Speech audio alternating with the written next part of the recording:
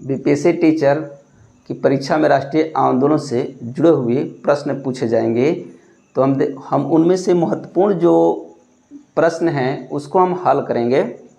हम देखेंगे कि भारतीय कम्युनिस्ट पार्टी की स्थापना किसने की। तो एम.एन. राय ने भारतीय कम्युनिस्ट पार्टी की स्थापना की और ये इन्होंने भारतीय कम्युनिस्ट पार्टी की स्थापना ताशकंद में की।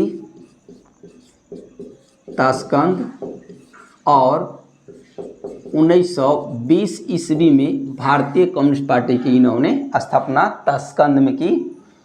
अगला हम देंगे अखिल भारतीय कम्युनिस्ट पार्टी की स्थापना की यानी किसने की। तो हम देखेंगे सत्यभक्त ने अखिल भारतीय कम्युनिस्ट पार्टी की स्थापना की। यहाँ पर देख लेंगे अखिल भारतीय, अखिल शब्द लगा हुआ है। अखिल भारतीय कम्युनिस्ट पार्टी की स्थापना सत्यभक्त ने की और इन्होंने अखिल भारतीय कम्युनिस्ट पार्टी की स्थापना 1925 ईस्वी में किया। यानी कि यहाँ पर कम्युनिस्ट देख रहे हैं तो यहाँ पर समाजवादी भी लिखा हुआ मिल सकता है। अखिल भारतीय साम्यवादी पार्टी,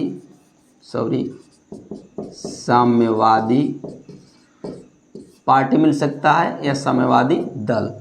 तो सत्यभक्त ने अखिल भारतीय साम्यवादी दल की स्थापना 1925 में कानपुर में किया था। अगला हम देंगे एक कथन है, ह्यूम स्वतंत्रता के पुजारी थे और उनका हृदय भारत की दुर्दशा पर रोता था। ये कथन किसका है। तो ये कथन है लाला लाजपत राय का। हम सभी जानते हैं कि ए.ओ. ह्यूम एक आईसीएस अधिकारी थे और इन्होंने भारतीय कांग्रेस पार्टी की स्थापना की थी। मुंबई में किया था इन्होंने, बम्बई में। और कांग्रेस पार्टी की जो स्थापना हुई थी 28 दिसंबर 1885 को हुआ, जिसमें 78 सदस्य उपस्थित थे। अगला हम देंगे कांग्रेस की अध्यक्षता करने वाले प्रथम मुस्लिम अध्यक्ष कौन थे। तो प्रथम मुस्लिम अध्यक्ष बदरुद्दीन तैयब जी थे और इन्होंने 1887 में मद्रास में जो कांग्रेस का अधिवेशन हुआ उसकी अध्यक्षता की। यानी कि भारतीय राष्ट्रीय कांग्रेस की अध्यक्षता करने वाले प्रथम मुस्लिम अध्यक्ष बदरुद्दीन तैयब जी थे। जबकि हम देखेंगे कि प्रथम अध्यक्ष हमारा W.C. बनर्जी थे और द्वितीय अध्यक्ष हमारा दादा भाई नौरोजी थे जो एक पारसी थे। और हम ये जान लें कि कांग्रेस की अध्यक्षता करने वाले प्रथम अंग्रेज अध्यक्ष जॉर्ज यूले थे। जॉर्ज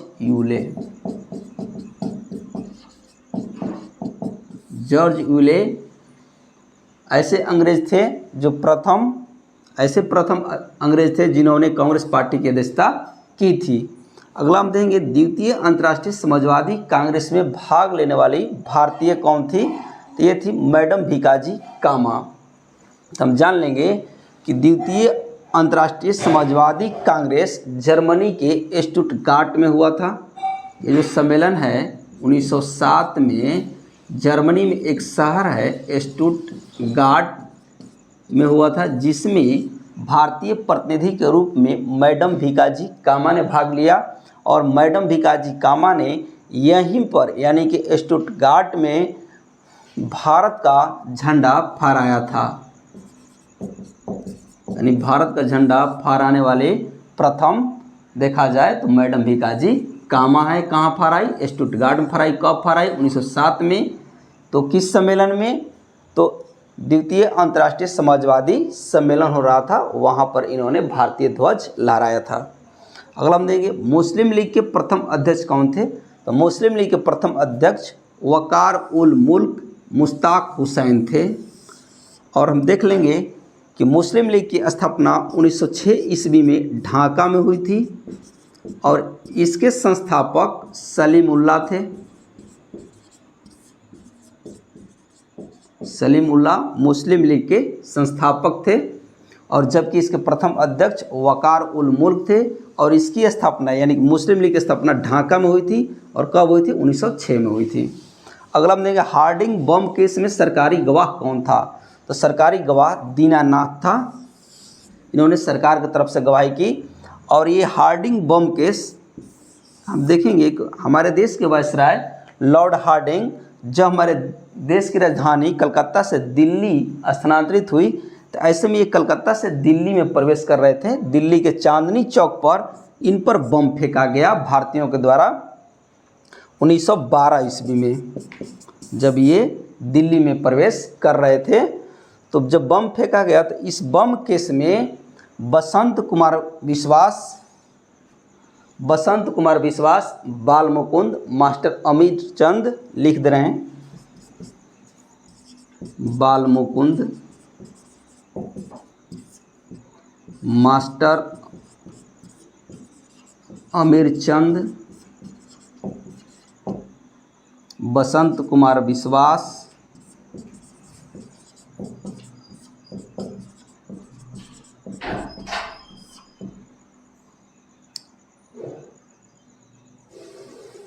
अवध बिहारी, इन लोगों को फांसी की सज़ा हार्डिंग बम केस में दी गई थी, जबकि रास बिहारी बोस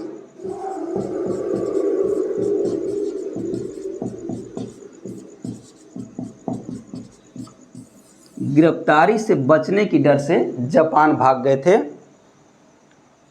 अगला हम देंगे पहला वास्तविक किसान सत्याग्रह कौन था? तो पहला वास्तविक किसान सत्याग्रह खेड़ा सत्याग्रह को माना जाता है और ये 1918 ईस्वी में हुआ था और जिसका नेतृत्व महात्मा गांधी जी के द्वारा किया गया था। और ये जो खेड़ा है गुजरात राज्य का एक जिला है। अगला हम देंगे स्वराज पार्टी की स्थापना कब हुई? तो स्वराज पार्टी की स्थापना मार्च 1923 ईस्वी में हुई। तो इसके पीछे की कहानी हम जान लेंगे। 1922 में कांग्रेस का अधिवेशन गया में हो रहा था। तो ऐसे में गया में जब हो रहा था तो कांग्रेस के यहाँ पर यानी कि गया में जो अधिवेशन हो रहा था उसके अध्यक्ष चित्तरंजन दास थे और इस अधिवेशन में विवाद हो गया। विवाद का मैटर था विधानमंडल के चुनाव में भाग लेने को लेकर। कांग्रेस के कुछ सदस्यों का मानना था कि जो विधानमंडल के चुनाव हो रहे हैं उसमें भाग लेकर के आंदोलन को और सफल बनाया जाए, लेकिन कांग्रेस के कुछ नेता ऐसे थे जो चुनाव में भाग लेना नहीं चाहते थे। तो जो भाग लेना चाहते थे उन्हें परिवर्तनवादी कहा गया, परिवर्तनवादी, और जो भाग लेना नहीं चाहते थे उन्हें अपरिवर्तनवादी कहा गया। तो हम देखेंगे परिवर्तनवादियों के बड़े नेता थे मोतीलाल नेहरू MLN और CR दास। चित्तरंजन दास परिवर्तनवादियों के नेता थे, ये चुनाव में भाग लेने के लिए राजी थे। अपरिवर्तनवादियों के बड़े नेता राजेंद्र प्रसाद थे, ये चुनाव में भाग लेने के लिए सहमत नहीं थे। ऐसे में कांग्रेस के कुछ सदस्य इलाहाबाद के स्वराज भवन पहुंचकर स्वराज पार्टी की स्थापना करते हैं। यानी कि कुछ सदस्यों में देखेंगे हम मोतीलाल नेहरू, चित्तरंजन दास, हकीम अजमल खान, विट्ठल भाई पटेल जो हैं ये इलाहाबाद के स्वराज भवन पहुंच करके स्वराज पार्टी की स्थापना करते हैं। और जब विधानमंडल का चुनाव होता है तो 1925 ईस्वी में केंद्रीय जो लेजिस्लेटिव असेंबली बनती है उसके अध्यक्ष विट्ठल भाई पटेल बनाए जाते हैं, यानी कि स्पीकर बनाए जाते हैं विट्ठल भाई पटेल। हालांकि देखेंगे कि 1923 में जो कांग्रेस का काकीनाडा अधिवेशन होता है उसमें कांग्रेस पार्टी खुद चुनाव में भाग लेने के लिए लोगों को छूट दे दिया कि आप भाग ले सकते हैं, यानी कांग्रेस के नेता जो हैं चुनाव में भाग ले सकते हैं। तो ये चुनाव में भाग लेने को लेकर के स्वराज पार्टी का गठन हुआ था। मोतीलाल नेहरू इसके संस्थापक थे और जबकि संस्थापक सचिव थे मोतीलाल नेहरू, स्वराज पार्टी के सचिव आपका मोतीलाल नेहरू और अध्यक्ष इसके चित्तरंजन दास थे। चलिए अब आगे देखेंगे, मोहम्मद इकबाल की एक रचना है इनकलाब जिंदाबाद। इनकलाब जिंदाबाद, जिसका अर्थ होता है शांति, क्रांति अमर रहे। क्या होता है? क्रांति अमर रहे। इस नारे का प्रयोग प्रथम बार किसने किया? तो ये किए थे भगत सिंह। इनकलाब जिंदाबाद एक रचना है, एक किताब है, किसकी है? मोहम्मद इकबाल का है।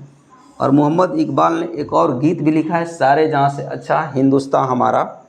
तो इनकी रचना इनकलाब जिंदाबाद, जिसका अर्थ क्रांति अमर रहे होता है, का नारा के रूप में प्रथम बार प्रयोग भगत सिंह ने किया था। और हम सभी जानते हैं कि 23 मार्च 1931 को भगत सिंह, राजगुरु और सुखदेव तीनों को फांसी दी गई थी। तो आपको मेरा वीडियो अच्छा लगा हो, पसंद आया हो, तो आप इसे लाइक, शेयर, सब्सक्राइब करें। थैंक यू साथियों।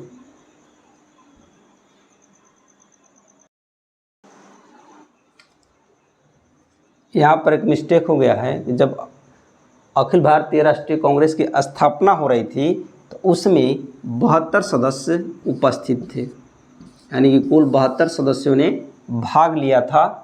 कांग्रेस पार्टी की स्थापना जब मुंबई में हो रही थी तो 72 सदस्यों ने भाग लिया था। ये हमसे मिस्टेक हो गया था।